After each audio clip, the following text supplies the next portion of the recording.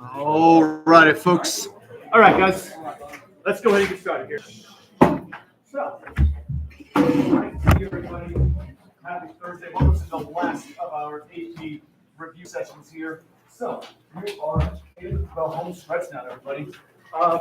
This one is not going to take as long as the others. Really, the one where Mr. Ancharski kind of exploded last time, that was the meaty one there. This one is, we're dealing with the ashes. We're calm. It's nice. Embers have all burned out. Okay, so we are looking at College Board Units 8 and 9.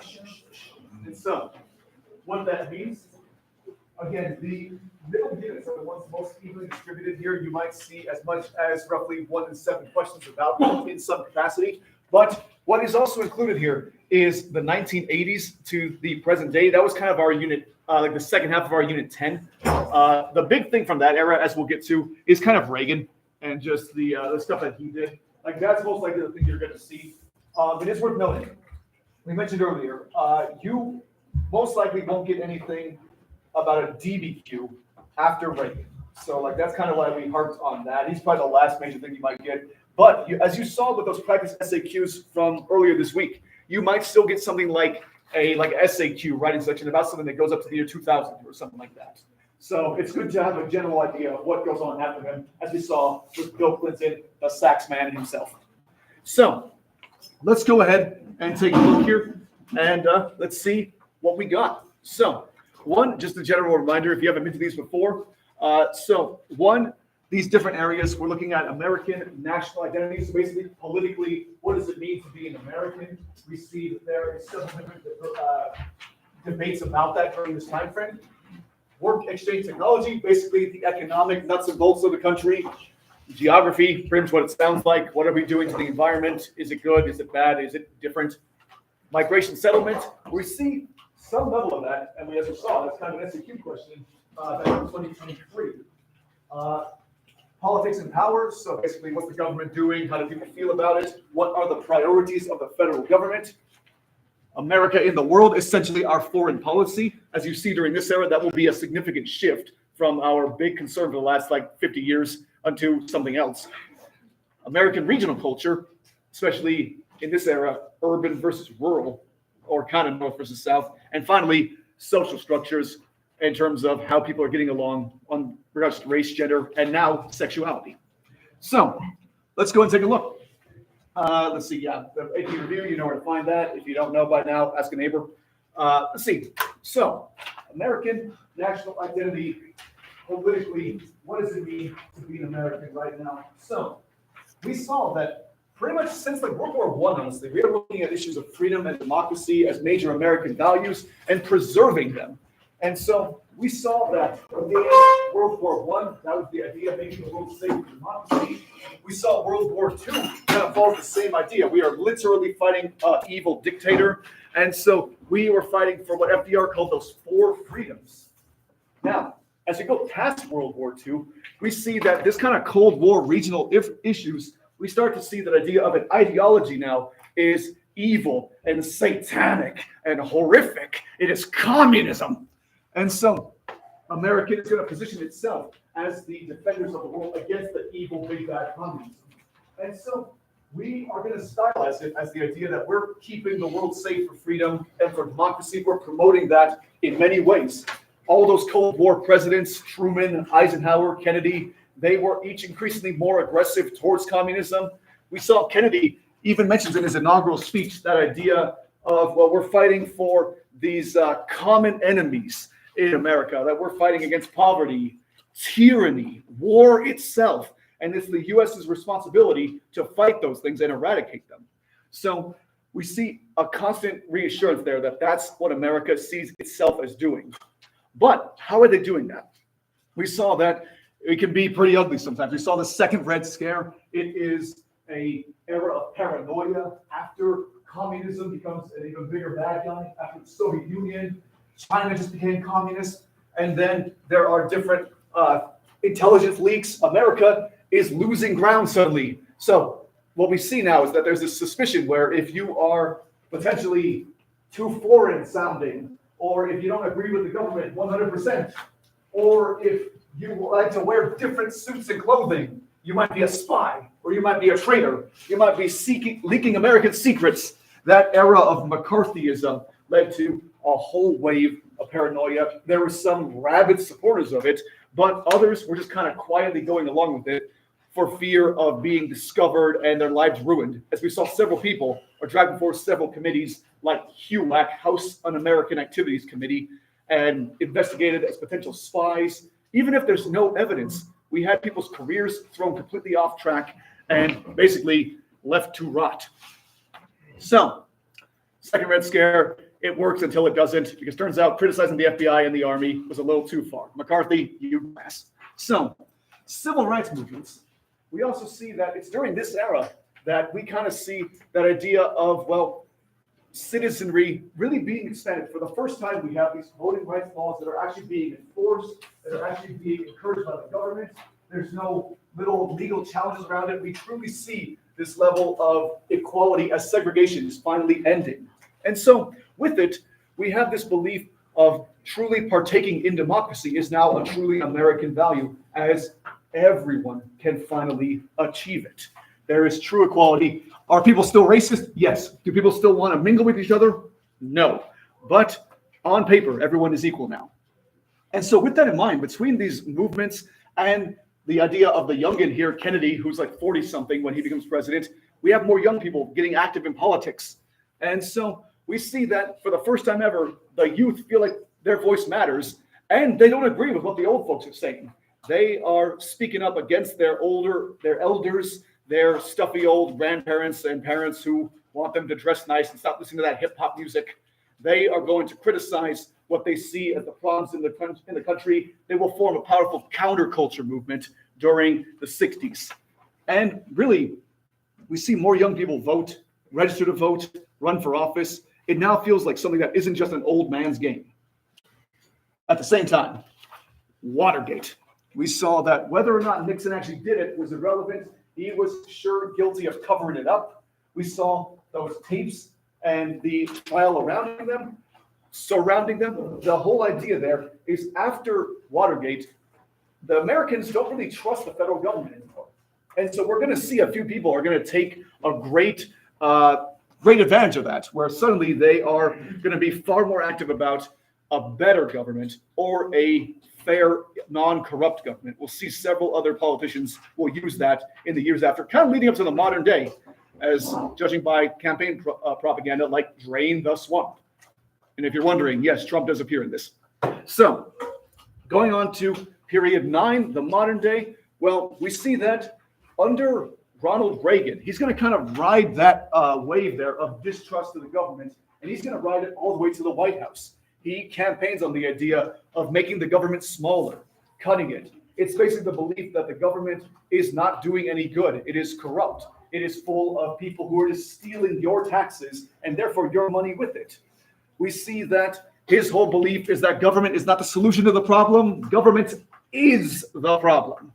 And so he deregulates a lot of stuff. We'll see actually exactly how that goes in a sec. But really, the exact role of the government really fluctuates because, again, Bill Clinton doesn't really make the government much bigger. Under George W. Bush, though, in 9/11, we saw a massive expansion of surveillance, that Patriot Act, where ordinary Americans are being wiretapped, bank accounts, internet history, they're all being monitored because of the fear of terrorism. So really, just a few decades after the Second Red Scare, we see a similar hysteria about terrorists instead of communists. But we also do see we go overseas and we blow up a lot of stuff, and Toby Keith writes a lot of songs about it, America. So again, some small government, some big government, it really just depends on what we're fighting for. And if the enemy is at home, smaller government. All right? Now, at the same time, we see that during this era that the idea of illegal immigration is now becoming a bigger political issue. We saw ever since the Bracero program from back in World War II, there is now a wave of immigrants from Latin America. And so they are also unskilled laborers like the previous waves of immigrants. But now we're seeing that there is bigger concerns about, well, are their papers in order? How did they get here? And so we saw that there was one attempt to kind of bridge the gap here. Ronald Reagan had that Immigration Act of 1986. Does anyone remember like what that did exactly? Yeah, Ruby. If you were already in the United States, then you become a citizen, but like don't. The second part was now you can't hire illegal workers. So yeah, the whole idea, it was a compromise. If you've been here already, congrats, you're a citizen. Boom, 3 million people just became citizens. But if you are trying to get here, you've got to go through the right way. That's kind of the implicit message there, that you have to come here legally. And so really to this day, we have the same kind of debates. Like we have something in Congress being passed right now called the SAVE Act, which would require proof of citizenship to vote, going off of these cultural beliefs in the modern day that a lot of elections are being swayed by illegal voters, potentially in the order of millions. And so is there evidence for it? No. But there wasn't evidence for the Red Scare either. It's gone back. Now, we also saw in like more recent stuff, we didn't cover this in class, but Citizens United, you'll hear about in Gov. Basically, the idea that corporations can donate to campaigns because corporations are people too. So kind of like what we saw back in the Lochner eras. Yippee!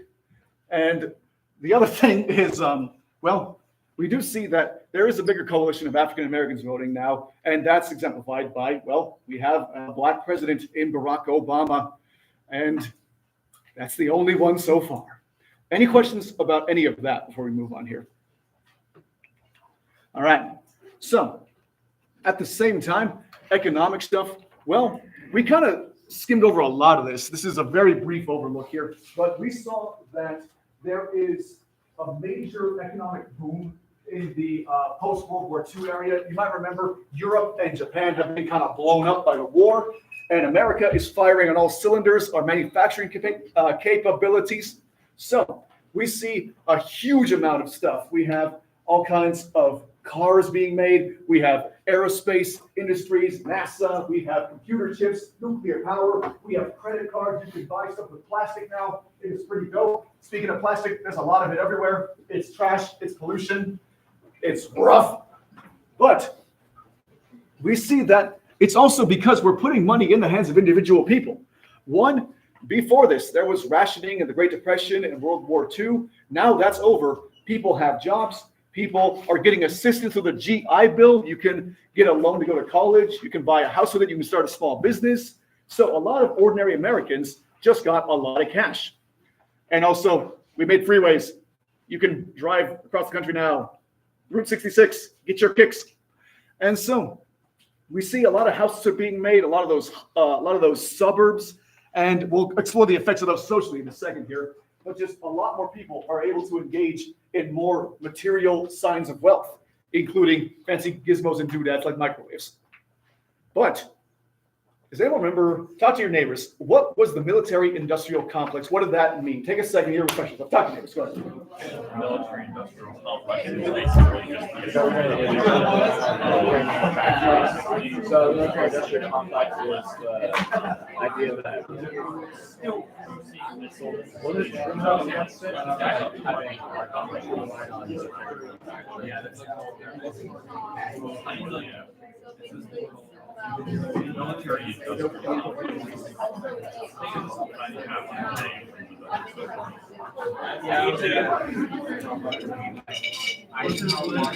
having too much work on the base. All right, folks. Let's see. Someone remind me. Military-industrial complex. What is that? Yeah.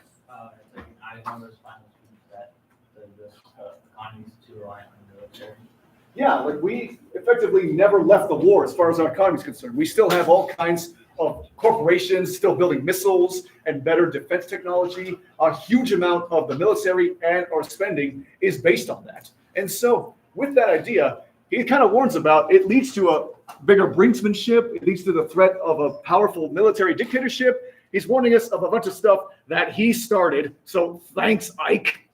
But we see that this is going to lead to a few decades of real prosperity. For the 50s and 60s, a lot of people are materially much richer. And then that stops. We saw that due to a mixture of things, one, Europe and Japan have rebuilt themselves. They are better and better with new modern technology. U.S. cars are blowing up like the Ford Pinto. We have those oil embargoes due to Middle Eastern concerns. all of this leads to an economy of stagflation. We see that prices are going up, but economic growth is stagnant. And so it leads to a real pinch for a lot of people. Gas rationing, lines at the gas station. There is a lot going on, including jobs leaving overseas. More on that later. So despite all this cool stuff we already covered, TV, AC, you can go on an airplane as just a flight now. You don't have to take a train or a car somewhere now. But we also see all these new cool technologies, some of which are good for rescuing people, some are for killing people. But we see that despite all these signs, the economy is going to start to tank in the 70s, and it'll only get better during Reagan's era. Lastly, what we see, we mentioned earlier, the Bracero program, Latin American workers, and a few coming from Southeast Asia. There were some Filipino workers mixed in there as well.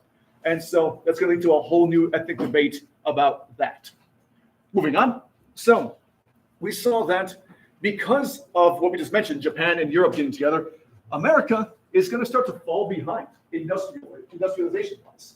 Our manufacturing jobs are going to start to kind of dry up as we start to focus more towards a service economy. We use the phrase white-collar economy before, where you get to wear a fancy suit, you get to wear a button-up shirt, you don't have to get your hands dirty, you're going to become like a lawyer or an accountant or a consultant or a whatever the hell your parents do, just a bunch of different stuff that doesn't involve making things.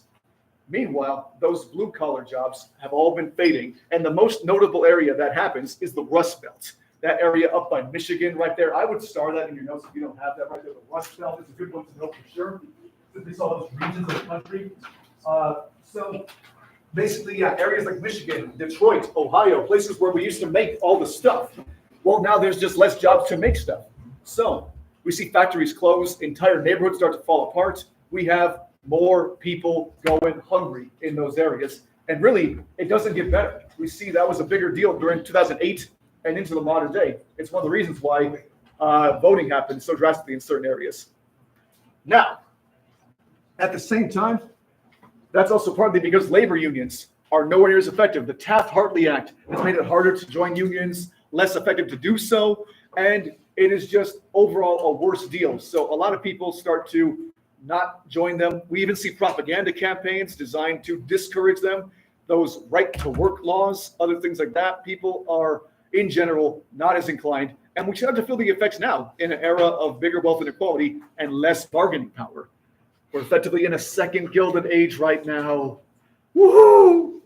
And so we see that Reagan, at the same time, Reagan helped the economy in the short term.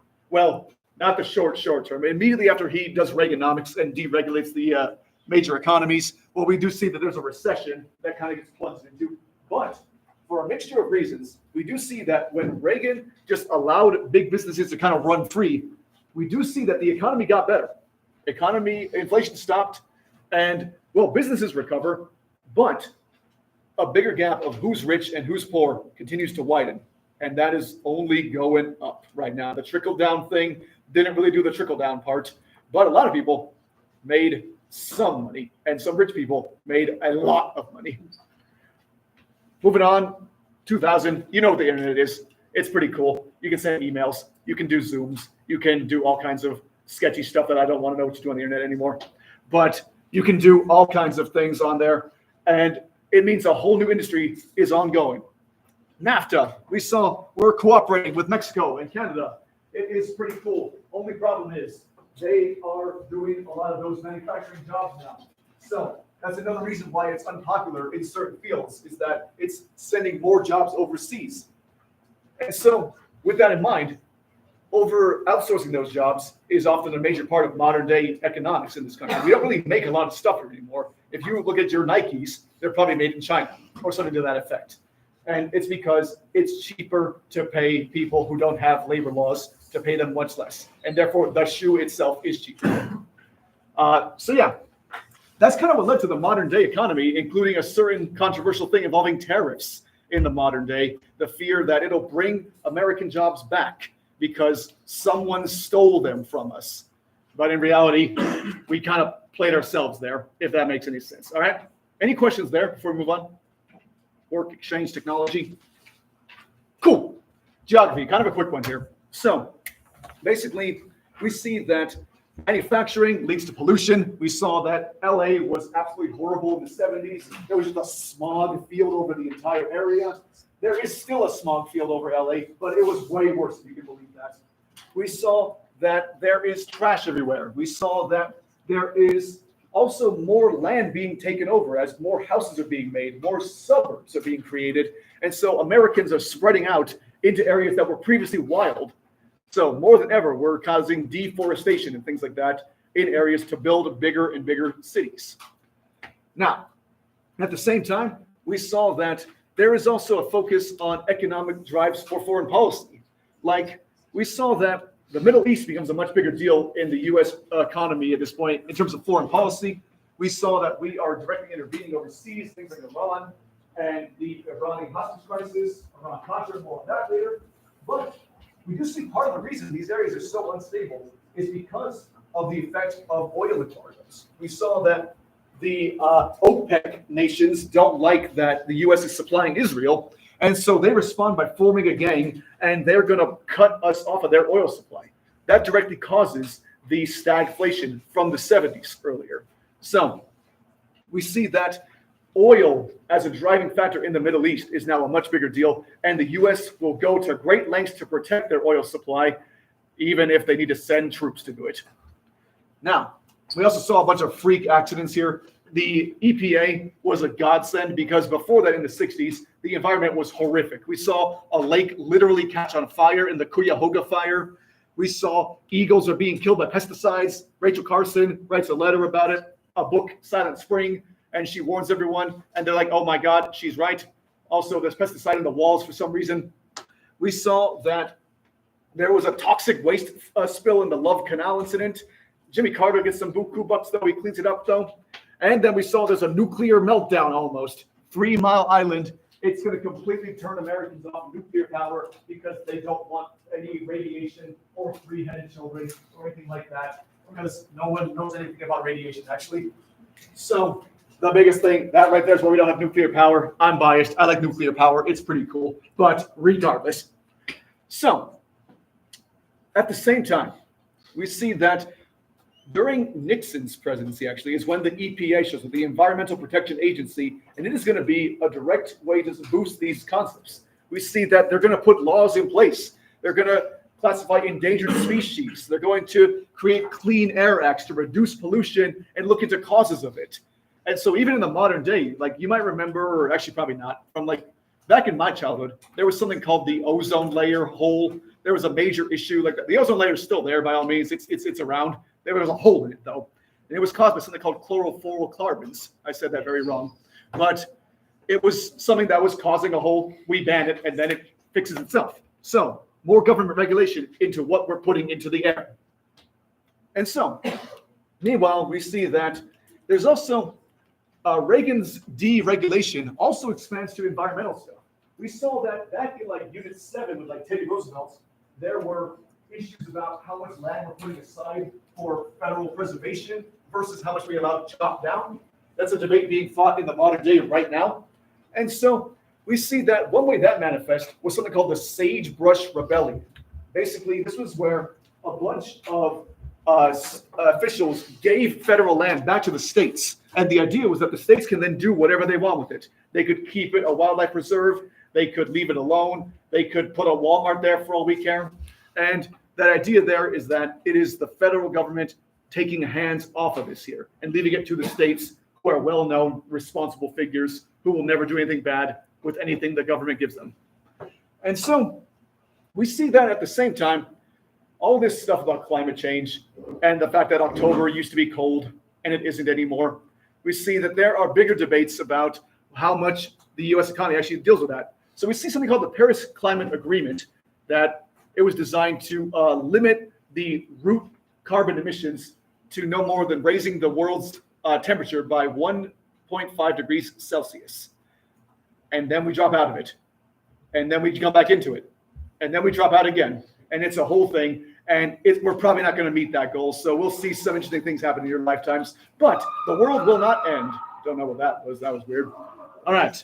So any questions about any of that before we move on here? Geography. Kind of a quick one. All right, now, migration. So we kind of covered one already there, but suburbanization is now becoming a much bigger deal here, where you see populations are now leaving the major city centers and instead living just outside the cities. And so why do they do that?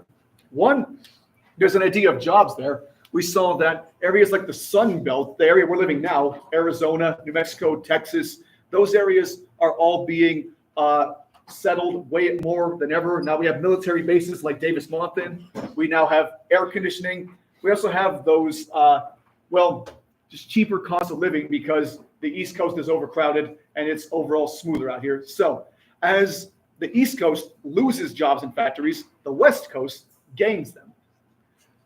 Now, we also saw that more people are buying a house and they can get to other places way quicker. So it's actually way easier to just get up and move now, even across generations. As we saw in class that one day, a lot of you might have been born here, but a lot of your parents were not. We see people moving and becoming much less of a rooted society. People might just get up and leave and start somewhere fresh.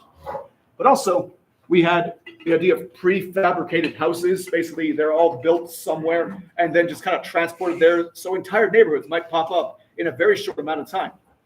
But the other thing is something called white flight. Anyone remember what that was real quick? White flight? Yeah, Addie. So like African American and like other minority ethnicities started moving in, like getting more economic independence, started moving into like suburban neighborhoods. White people did not like that and they started moving further out. Exactly. So we saw that now that more African Americans and other minorities have access to wealth, they are able to live much closer to formerly white dominant areas. And the white people, didn't like that. So they just flee to the suburbs. And as a result, many suburbs became very racially segregated, even though legally there's nothing preventing that. So it was a continuing issue. One notable prefabricated home, if you get an answer about it, is something called Levitt towns. That was those first ones we saw. There was a billboard about it on your Unit 9 test. Now, let's see, we covered modern immigrants, Latin America, Southeast Asia, but we're also seeing that there are also a couple coming from Africa now, especially because a few areas involve English-speaking countries.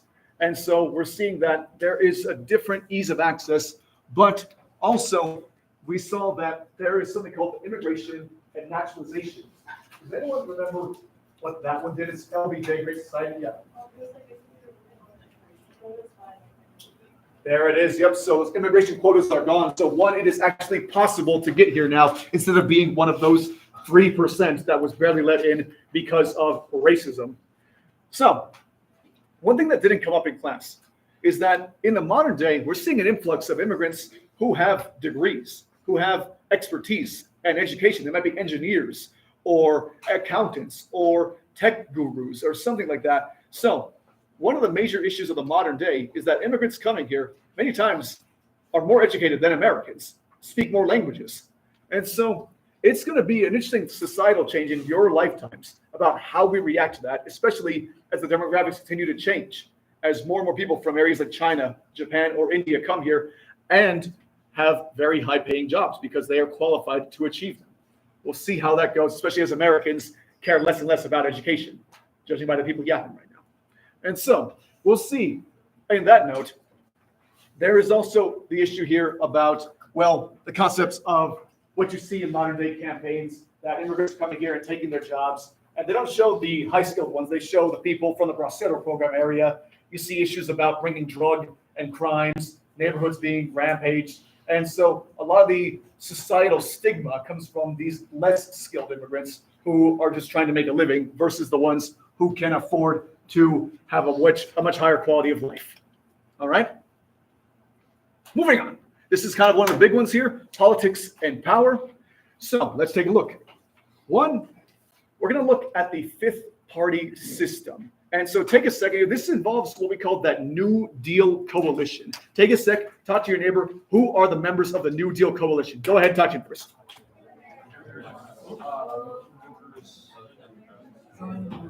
So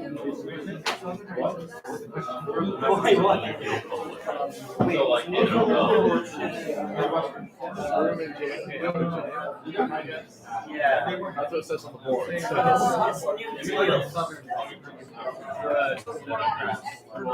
Pretty much the same exact thing. I remember the New Deal. I don't remember the line. I don't remember the New Deal. I remember the Great Society. All righty, folks. Let's see real quick. So there are basically like three parts to the New Deal coalition. Anyone remember at least one of them? Yeah. Sharecroppers and white supremacist farmers. Yeah, so it's kind of a weird mix where, yeah, in particular, we have, yeah, African Americans and the South voting for the same guy, and that guy be FDR. What else? Urban workers. And can you be more specific? So, yeah. Kind of urban workers we think of in that era. There you go. So that's kind of the big ones right there. So we have African Americans, labor unions, and the South. That's the New Deal coalition. And that is most people right there. We saw that FDR was elected by a big margin. But FDR's dead now. So we see that once Truman shows up, little by little, that coalition is going to start to erode and break apart. And so we'll get to exactly how that goes in a sec. But in general, what these people want, this New Deal coalition, they want civil rights. They want government welfare. They want the government to actually do things to solve the problems of the economy compared to that laissez-faire style where the government does nothing. We see that there is also this idea after the World War II of aggressive stopping the expansion of communism, that containment policy. And so we saw that every Democrat after FDR is going to do some version of the New Deal. They will expand it in some way of different varieties. We saw Truman's was the Fair Deal, had the GI Bill. We saw JFK, he tried to do the New Frontier. It doesn't really work because it's resisted by the South. Also, he gets shot. But then the big one, LBJ, his Great Society. It's going to be a huge expansion of the world government and what it does. More on that in a little bit here. So, one small problem. This idea of civil rights, that is going to divide this New Deal coalition, most notably in the South. We'll see that over the issues of segregation ending, the South is going to start to slowly but surely break away from the Democrat Party, and really they'll never go back, as we'll see in the modern day. Republicans, meanwhile, we see that there's a mixed bag, because this does cover a big shift here.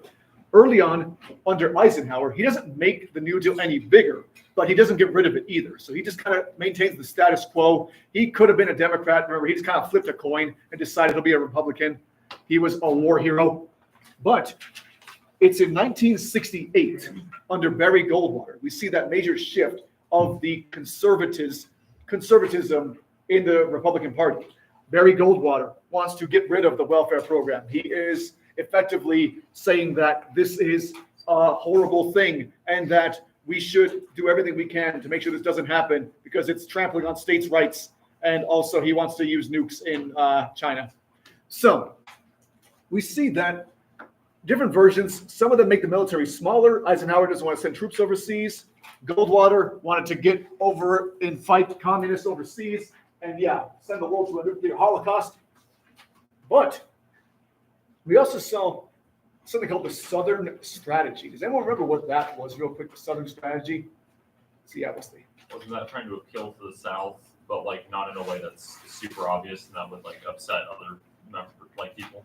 Right, and when we say appeal to the South, we mean use racially coded language. Basically, there was a sentiment where they would use phrases that evoked the idea of white supremacy or being anti-civil rights or being anti-New Deal. And they would say it in ways that are coded, like they would mention states' rights or people's right to choose. This sadly still happens in the modern day. Like you hear issues about gay being anti-LGBT as about being about religious freedom or things like that. Like really this has actually not gone away. It's just evolved in the modern day. And so we saw that LBJ, among the things that he does, is it's perhaps the biggest example of government welfare in the modern era. Among the things he did, we saw he's fighting a war on poverty. He's creating the Housing and Urban Development Department. He has the health and safety department, which is now run by a man with a worm in his head. We saw Medicare versus Medicaid. Does anyone remember the difference between Medicare and Medicaid? Yeah, Cole. So Medicaid is for poor people, Medicare is for kids. Correct. So yeah, we see that it's lifting a huge barrier to healthcare, which is worth noting because we do see that there are talks about cutting it in the modern day. And then meanwhile, yeah, we saw the earlier civil rights acts. We saw they protect the right to vote, the end of discrimination and segregation. So a huge mixture of those two things together, huge expansion of the government in general. Now, thanks to Barry Goldwater and moving on into Nixon 4 years later, we do see that the six-party system emerges, and that one there is kind of modern-day politics. You see, in general, Democrats are in favor of a bigger government, a more active government. We see that they want the government to do civil rights and social welfare. We see Republicans are against the big government. They want smaller taxes. There is a social conservatism to it as well. Democrats live in urban cities. Republicans live in rural areas. And you know the general regions. So the biggest thing, though, is that in the early days, before the end of the Cold War, there is still much the issue about what to do about the Cold War. And so we see Republicans are still aggressive about fighting communists. The Democrats are too, honestly. And really, early on, not much changes about the federal government. Even with Reagan's deregulations, we see that there is not too much about the actual size of the government that changes, as we saw by Reagan making a shitload of bombs and still, ramping up the national debt. Meanwhile, we saw that even in the early days, the ideas of social issues became a much bigger deal about liberals versus conservatives. A lot of liberals were in favor of ending the war in Vietnam. Conservatives want to go in guns blazing and not stop till the war's over. We saw issues about religion in school. Some people want school prayer, some people don't. We see liberals are more likely to be counterculturalists, maybe even full-blown communists. Meanwhile, Republicans are in favor of capitalism, free market enterprise, and they are notably going to shift to evangelism, that's the word, in 1980. We saw that moral majority right there. And so basically all of the strides of the civil rights movement and the chaos it created produces a backlash. And by the time that becomes manifest, it's when Reagan is in office, that moral majority Christian counterculture to kind of roll back this era. Make any questions here about any of that? Cool. So basically, the thing to know about the period 8 era, so before Reagan, it would be good to know the election of 1964. Remember, LBJ wins by a lot, but we see that now the Republican Party is going to start to shift, and the South is going to start to sway more Republican. So we see that cultural conservatism is now a key part of the Republican identity. We see under 68, well, that's what leads to this new manifest Republican Party and the official end of the New Deal coalition as Nixon, a Republican, takes all of this in the South. Meanwhile, as we discovered, moral majority, conservatism, Reagan, 1980. That's a good one to know as he crushes Jimmy Carter. Poor guy. He was an evangelical too, but we see that this moral majority campaigns for the guy actively saying he supports states' rights. Again, that's Southern strategy right there. All right. So, in general, the presidents of the period 8 era, Truman, LBJ, Nixon, Reagan is not until period 9, and that's that Reagan revolution right there. So yeah, we saw that in general, as we kind of covered already, the goal of the Reagan revolution was a deregulation of certain industries in general, making it easier to do whatever you want. But we also see the era of cultural conservatism. Reagan also liked school prayer. Reagan was not a fan of social welfare. We saw that he wants to cut welfare, make it harder to get onto. We saw if you were addicted to drugs, it was your responsibility to just say no. And he does nothing about AIDS.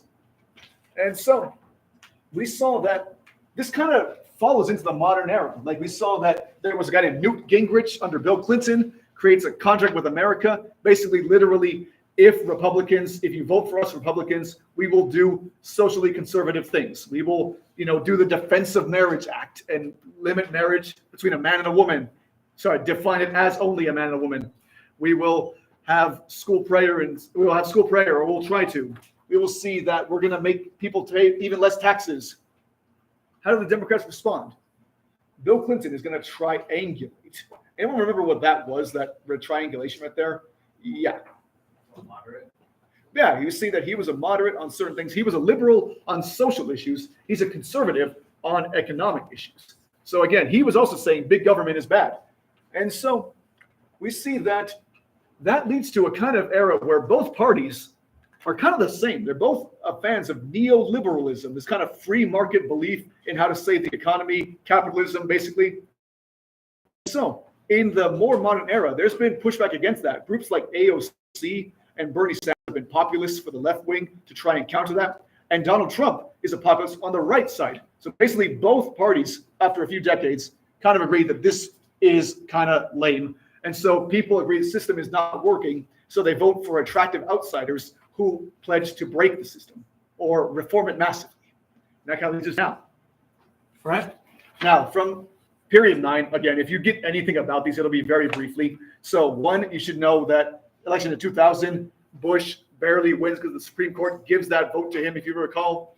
We saw 2008, Obama, first black president, and 2016 is going even further to the right, as we see with Donald Trump in the modern day as well. All right. Now, yeah, in general, if you get anything from this era, Reagan's the big one. You might get something about Clinton, and you barely might get something about Obama, and it's probably just him getting elected. Or he does almost universal health care, something called Obamacare, except it gets dismantled very quickly. All right. So, with that foreign policy, let's take a look here. So, this one here, the biggest thing is that there's a major shift right around the end of the Cold War. So, this is the whole Cold War era, and in general, we saw that the foreign policy issues of this time frame are that of containment. We want to stop the spread of communism because it is evil and it corrupts the world as we know it. So, we see that Truman Truman through LBJ are going to be committed to this idea of containment in increasingly hostile ways. We saw, Truman uses the CIA to spy on people. Eisenhower straight up overthrows governments.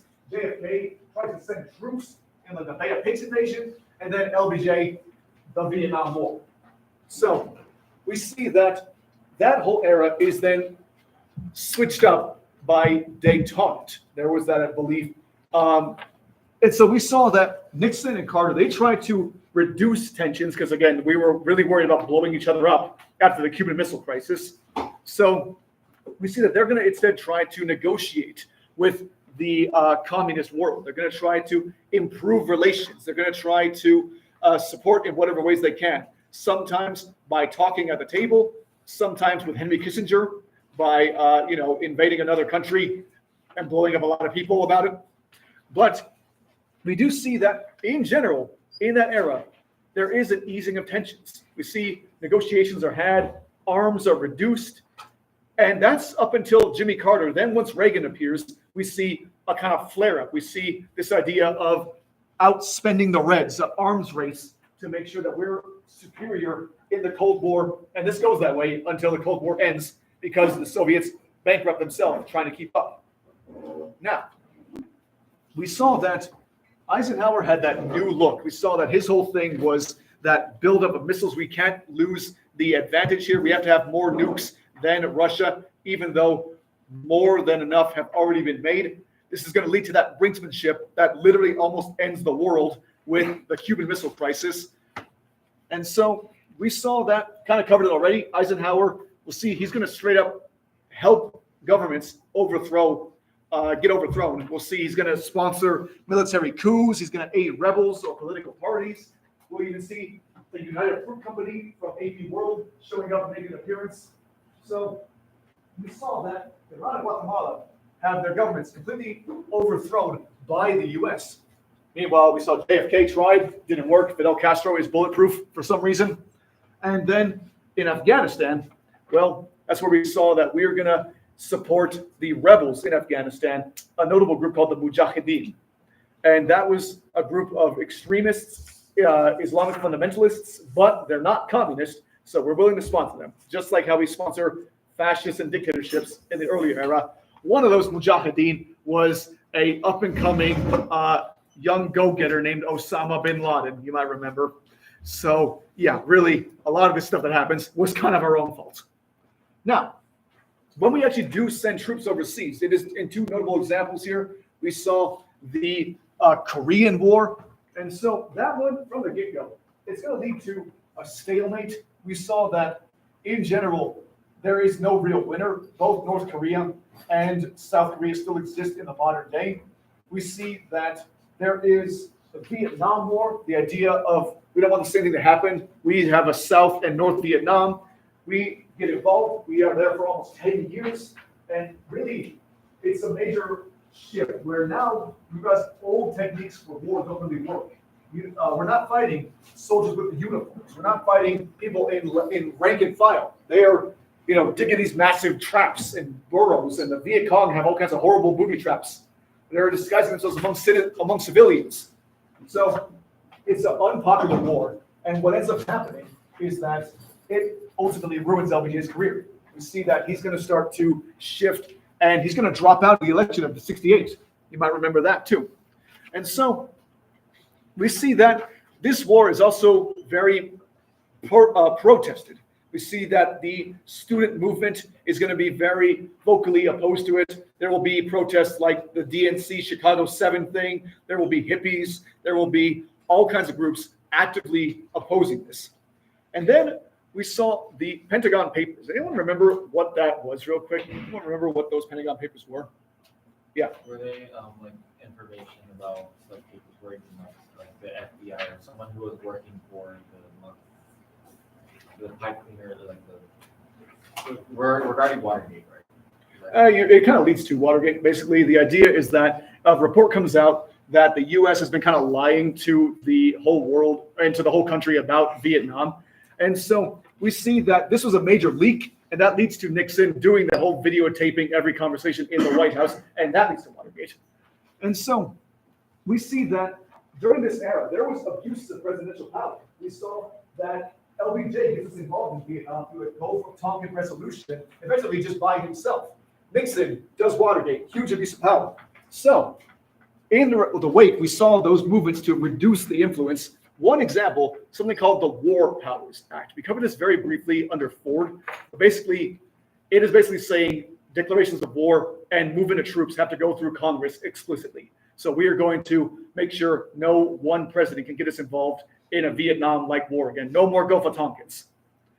Now, kind of covered them already. We saw oil embargoes, Middle East. It is a bigger deal. And so we have to negotiate much more around the world. And we kind of saw that manifest a lot of different ways. We are still sending more jobs overseas to other factories, cheaper to pay them that way. We saw NAFTA. We have diplomatic relations with China now. We have negotiations. It's going to lead to another major source of outsourcing our factories and our labor.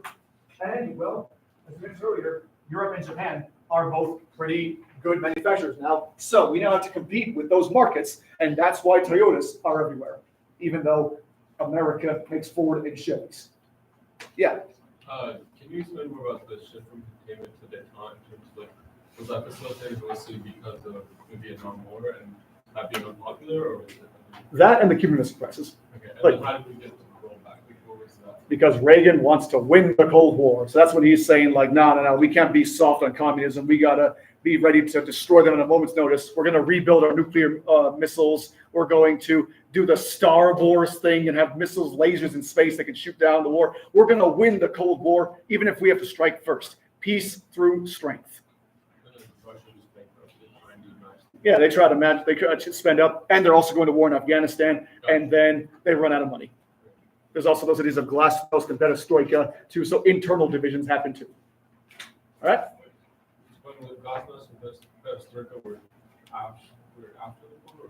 It was like leads to the end of the Cold War, so like late 80s, early 90s.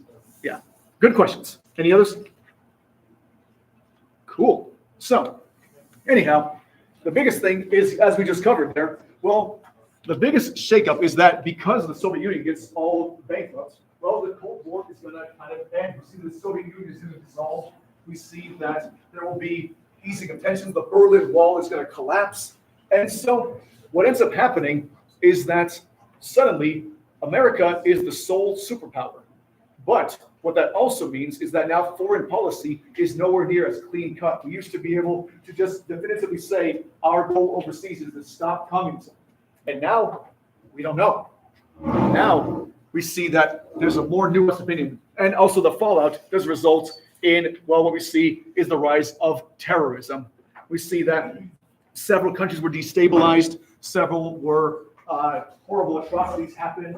And so it leads to a rise in fundamentalism and anti-American sentiment. So that directly leads to things like 9/11, as we see former groups that were once supported or allies are going to turn on us.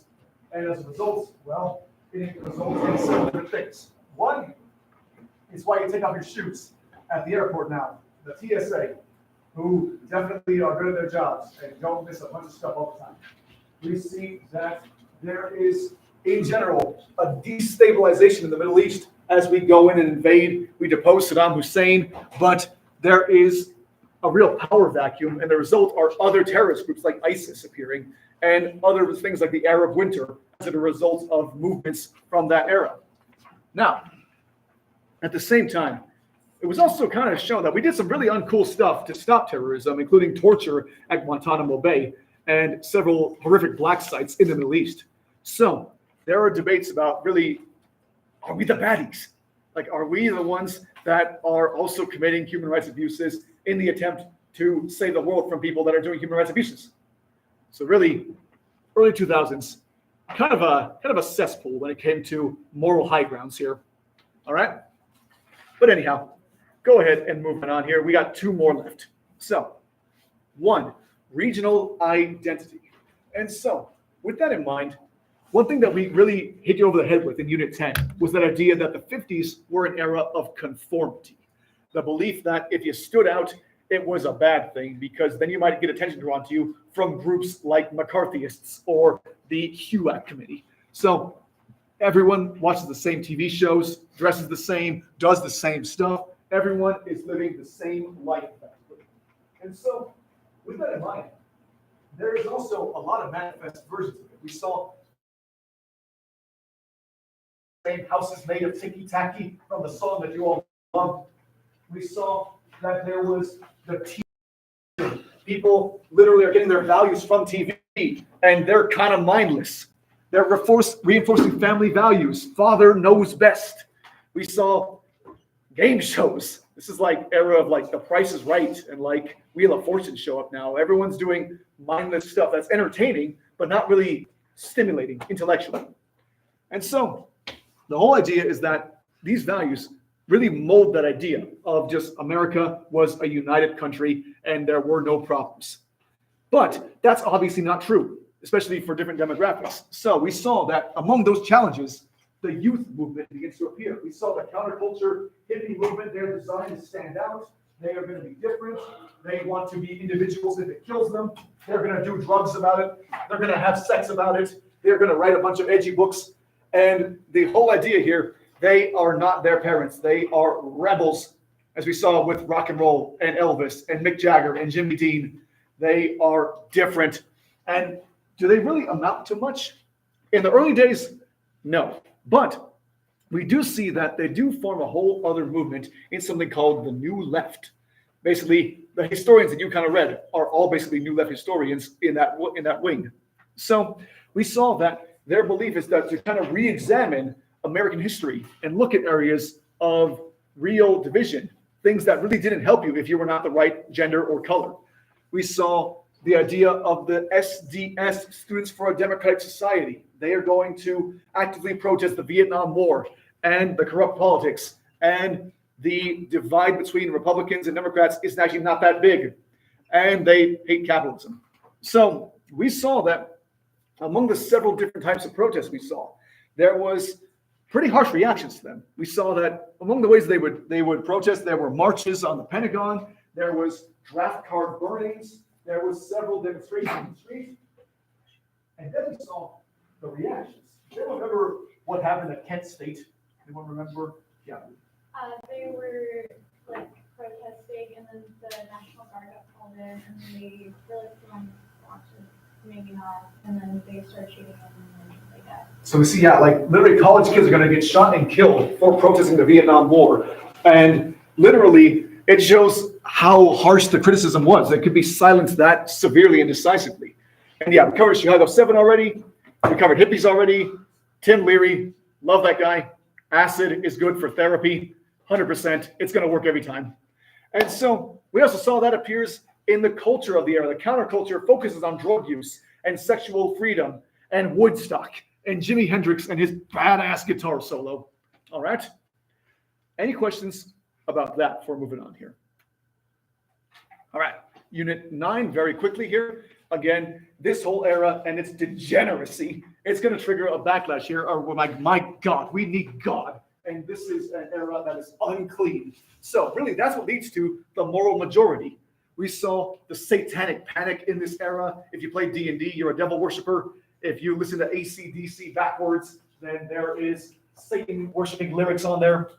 And so we see that groups like Jerry Falwell, groups that are going to become major religious voters, televangelists, Christian preachers, they're going to form a political movement. And for the first time in a generation, we're going to see voters, Christians are going to be major voters for the first time, really since like William Jennings Bryan. So basically, this group here, they're going to bring Christian values into the political sphere. And that is a major thing because that will see laws we start to pass to promote Christian values or to discourage unchristian values. All right? Now, really in the modern day, we didn't cover this at all, but really like social media, my God, echo chambers. There is algorithms. There is stuff to make you just keep clicking. It doesn't make you want to be happy or engaged. It makes you want to be focused. And so the idea is that social media will keep you addicted, whether it's by making you happy, mindless, engaged, frustrated, furious, whatever they can do to keep you clicking. And therefore, people hear completely different things in the modern day. That's why fake news and the accusation of it is so prominent in the modern day, and why it's so damn hard to win an argument against someone you disagree with. So basically, these culture wars, as we covered, are ongoing in the modern day. You see evidence of them every friggin' day. All right? Now, on that note, one last one here, social structures. So we saw that in this Unit 10 era, there was a lot of different movements, specifically for change in some way. So Brown v. Board, we saw that is a desegregation of schools. We saw that separate but equal is inherently unequal, and it was a big win. But does anyone remember like the fine print on the Brown v. Board, like what the whole hang-up was? Yeah, with all due process. With all due process. So the idea was there was no set time limit on how long they had to desegregate schools, and therefore some people take their sweet time. But there are others that are going to go resisting it in several other ways. We saw that some areas in the South are just going to close or threaten to close public schools if they can't do segregation. We saw that in certain instances, like in Little Rock, there was a whole incident where they had to bring in the National Guard to enforce this system here because it was that heated of a opposition to the first 4 black students going to a high school. We saw that Civil Rights Act, Voting Rights Act, we covered those already, but tangible, noticeable change. How did we get there? So we saw Martin Luther King, his more peaceful protest, civil disobedience. We saw that his whole organizations, well, they are focused more on the idea of promoting integration, legal change, appealing to people's better natures, but that's only one opinion. We saw that there are several others who are in the trenches dealing with 10 years of this abuse that think that nonviolence is just inherently flawed, especially after years of police brutality. So groups like Malcolm X and his teachings will appear. There's a belief in self-defense as a necessary thing. If you're being attacked, you should be allowed to fight back. We saw groups like the Nation of Islam will become black nationalist groups. And the whole idea there is promoting black economies, black communities. And if integration happens, well, I mean, sure, whatever. But their biggest thing is about creating more of a separate society here. The idea is that they are going to form their own communities and could take care of their own needs within them. And so that was really summarized by the idea of the Student Nonviolent Coordinating Committee and Black Power. Those groups here are going to inspire several other groups, including later on the Black Panthers. Now, we saw that those different protests, we kind of covered those already, but the difference in tactics was a major thing. Because yeah, like we saw that the liberal branch, those are the, talking out I have a dream people, the more radicals, they are willing to openly carry and fight fire with fire. And so we saw that those groups are going to terrify a lot of the institution. Conservatives are going to be terrified. The FBI will investigate all these people. Several will be killed. And again, we don't know the FBI did it, but we don't know they didn't do it. And you know what I mean? And so with that in mind, we see that it does inspire a lot of other things involving other racial minorities. For example, we saw the Chicano movement has shades of the Black Power movement. We have a pride in Mexican heritage and clothing and food and identity, even changing names. That Chicano movement, Cesar Chavez. But this one was also noteworthy because it was also economic liberation. It was a labor movement, the UFW. And so we saw that they are going to organize for better protection for workers out in the fields, doing jobs Americans don't want to do. And the example there was the Delano Great Boycott. That one there is actually, I kind of love it because it took 5 years, but it's one of the only strikes in U.S. history that works, that actually achieves the goal it set out to. It took a long time, but they do wear down after a nationwide boycott. Don't buy California grapes. We saw also Native Americans, the American Indian movement. We have issues of tribal sovereignty, poverty, assimilation. And so they respond in more forceful measures. We see that they're going to criticize the right of discovery and occupy Alcatraz, taking it over for like a year and a half. There's an armed standoff in Wounded Knee for 70 days. And we see that they raise awareness of the issue, even though not much really changes except for a few personnel switching. But we also saw the idea of second wave feminism pops up here. And so real quick, talk to your neighbors real quick. The feminine mystique. What was it talking about? What was its criticism of America? What was it saying for women? Take a sec, talk to your neighbors. Go ahead. Saying basically like American sucks. Instead of another way like So when it shows up when we're basically done. You guys all look so cute. I will keep on so basically it's like women.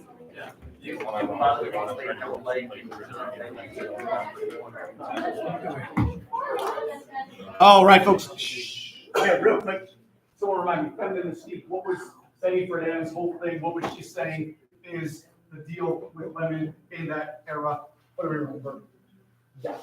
Women aren't satisfied and killed being housewives, but society has shaped them and forced them into this role and thinking that they are. Exactly. Women are miserable. The whole idea is that they are literally like identifying with like prisoners in like their magazines. Like they feel like they're in cozy concentration camps, to use a phrase from her book. And so women want more. They should be given opportunities. They want equal rights. And so some are moderates that just want legislation. Some are going to be promoting magazines to encourage women to be educated and focus on things like that. But then we need to see more radical groups like Angela Davis. She's a communist in the Black Panther Party. We saw that there's like protests, like an armed takeover of a courtroom to free these two guys that were wrongfully accused, the Soledad brothers. It's a whole manhunt to find her. It's a whole thing. So basically, different groups with different intensities to solve similar goals. We kind of covered young people already. The biggest thing for the young folks on college campuses was protecting freedom of speech, especially the right to criticize the Vietnam War. And lastly, gay people. So we saw that the idea here of the Stonewall riots and the idea of liberation for gay people, because again, before this, 49 out of 50 states, it was illegal to be gay. And so we saw groups like the Gay Liberation Front are going to start raising awareness and pushing for change. We even see the first city council member, Harvey Milk, who is openly gay. He'll be assassinated a year after getting elected, but it's a noticeable change where the idea of effectively, it's a new minority group based on sexuality. And with it, the civil rights issue of how to handle that is still being fought in the modern day, judging by a lot of current issues and debates in the modern day. Now, one last thing. we see that going into the Reagan era, again, a lot of that cultural conservatism has been there for a while, but the big thing to focus on here, well, one, we see that there is a third wave of feminism that pops up, and kind of a fourth. There is a focus on feminism for not white women, women of color, gay women, and also about bringing abusers to justice. That was the whole Me Too movement back in 2017, about making people realize how prominent things like abuse are and who's doing it. We see abortion is a political issue, and as we just saw, it was decided another way here, where the Dobbs case is going to undo Roe v. Wade, and now it is up to the states, who have very different opinions on what to do about that. Third wave feminism, we got that. HIV and AIDS, we saw government does nothing, so local groups have to do something about it. We saw ACT UP, a grassroots movement to raise awareness and fight for healthcare. We saw that there is stigma towards gay people, but under Obama, in this Obergefell v. Hodges case right there, I had to rehearse that like 6 times right there. Obergefell, that case is the one that legalizes gay marriage at the federal level. And so that was made back in 2013, but we'll see. There are challenges to it in the modern day courts. So we'll see how long it lasts. But racial issues are ongoing in the modern day. Black Lives Matter, George Floyd, all kinds of things are still being fought about this. And obviously, turn on a TV, you'll see some debate about immigration of some kind and the border wall. Any last minute questions about any of that? Yeah. This is about period. So when was like the idea of the Black Wall Street? Oh, Was that the police period or? so that was back in like Tulsa. That was like 1920s and stuff. Yeah. But we saw it doesn't go well, the massacre about it. Yeah. All right. Any other questions? All right, folks. Thank you for coming. I appreciate your efforts. Do us a favor and stack the chair around you. And yeah, we will see you tomorrow for your dead day. Bye, YouTube. Look, I only missed being in one video.